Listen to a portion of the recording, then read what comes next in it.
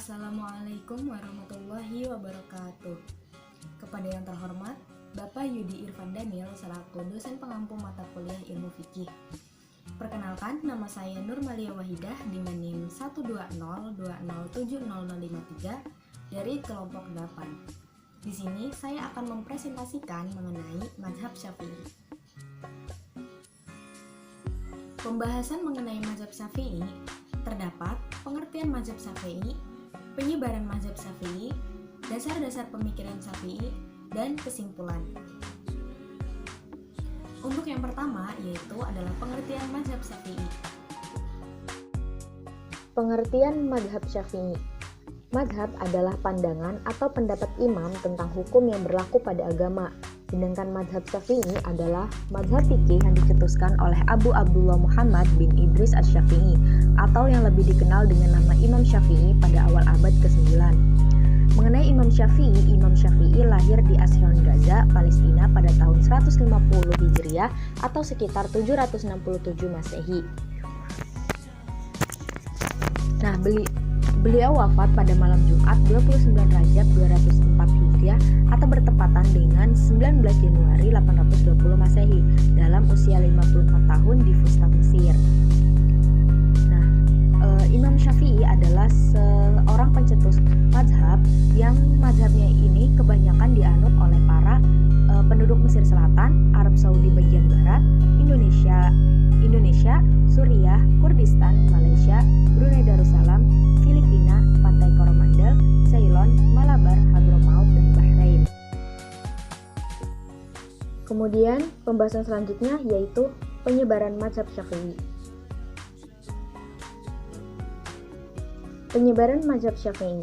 Dalam perkembangannya mazhab Syafi'i, mazhab ini telah tersebar ke berbagai negara muslim. Mazhab ini benar-benar konsisten dan tidak keluar sama sekali dari garis-garis besar ajaran Al-Quran, sunnah Rasulullah, ijma ulama, dan qiyas atau analogi. Tersebarnya mazhab ini berawal dari Mesir. Di sini pengikutnya cukup banyak, lalu muncul pula mazhab ini di Irak, terutama Baghdad dan Khurasan. Sehingga apabila mereka menyebut ahli hadis, maka yang mereka maksud adalah Imam Syafi'i. Selain itu, mazhab ini juga tersebar ke Syam, Yaman, Iran atau Persia sekarang, sebagian India, Pakistan, dan beberapa negeri di benua Afrika, bahkan ke Indonesia. Mazhab Syafi'i juga menyebar ke Iran atau Persia, serta ke Marwa dan Khurasan pada akhir abad ke-3 Hijriah. Para ulama mencetuskan atau meriwayatkan mazhab Syafi'i sangat bersemangat untuk menukil kitab-kitab mazhab yang asli dan dibawa ke negeri mereka yang menyebarkannya di antara para budayawan, sebagaimana mereka sangat bersemangat untuk menyebarkan gagasan fikih Syafi'i ke tengah masyarakat. Nah, tidak cukup sampai di situ, mereka juga sangat bersemangat untuk membujuk para hakim dan para sultan agar mereka menjadikannya mazhab resmi di wilayahnya. Nah, kemudian tersebar melalui Mesir karena Imam Syafi'i pernah tinggal di sana selama 5 tahun di akhir hayatnya, dan juga menyebar ke Irak karena ia pada awalnya menyebarkan pendapat-pendapatnya tentang hukum Islam di negeri itu, lalu menyebar pula ke Khurasan. Nah, mayoritas penduduk Mesir saat ini menganut mazhab Syafi'i. Salah satu contohnya yaitu untayan doa qunut yang sering terdengar pada sholat subuh setelah ruku adalah doa yang sering diucapkan oleh Imam Syafi'i. Pembahasan selanjutnya yaitu dasar-dasar pemikiran mazhab Syafi'i. Dasar-dasar pemikiran mazhab Syafi'i terdiri dari Al-Quran, As-Sunnah, dan Ijma. Maksudnya adalah Al-Quran, As-Sunnah, Ijma, Qiyas, dan Istidlal. Nah, untuk Al-Quran, beliau mengambil dasar-dasar Al-Quran karena sesuai dengan makna yang lahir, kecuali jika didapati alasan yang menunjukkan bukan arti yang lahir itu dan harus dipakai atau dituruti. Kemudian As-Sunnah. Nah, beliau Imam Syafi'i ini mengambil sunnah tidaklah mewajibkan yang mutawatir saja, tetapi yang ahad pun diambil dan dipergunakan pula untuk menjadi dalil. Nah, asal telah mencukupi syarat-syaratnya, yakni selama perawi hadis itu orang kepercayaan, kuat ingatannya, dan bersambung langsung kepada Nabi Shallallahu Alaihi Wasallam. Nah, kemudian ijma.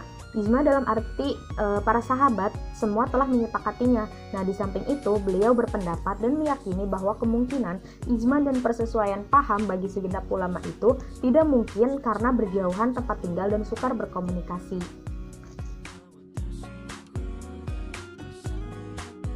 Nah, selanjutnya yaitu qiyas dan istidlal. Nah, untuk qiyas, Imam Syafi'i memakai qiyas apabila dalam ketiga dasar hukum di atas yaitu Al-Quran, As-Sunnah, dan Ijma tidak tercantum. Nah, juga dipakai dalam keadaan memaksa. Nah, hukum qiyas yang terpaksa itu hanya mengenai keduniaan atau muamalah, karena segala sesuatu yang bertalian dengan ibadah telah cukup sempurna dari Al-Quran dan As-Sunnah. Untuk itu, beliau dengan tegas berkata, tidak ada hukum qiyas dalam ibadah. Beliau tidak terburu-buru menjatuhkan hukum secara qiyas sebelum lebih menyelidiki tentang dapat atau tidaknya hukum itu dipergunakan. Dan yang terakhir yaitu istidlal atau istishab. Nah, dalam buku Maulana Muhammad Ali yaitu Islamologi mengatakan bahwa istidlal makna aslinya menarik kesimpulan suatu barang dari barang lain. Nah, Imam Syafi'i memakai jalan istidlal dengan cara mencari alasan atas akidah-akidah agama ahli kitab yang terang-terangan tidak dihapus oleh Al-Quran. Nah, dalam istidlal ini terdapat qaul qadim dan qaul jadid. Nah, qaul qadim adalah sebagai hasil ijtihad yang pertama, sedangkan qaul jadid adalah sebagai pengubah keputusan hukum yang pertama.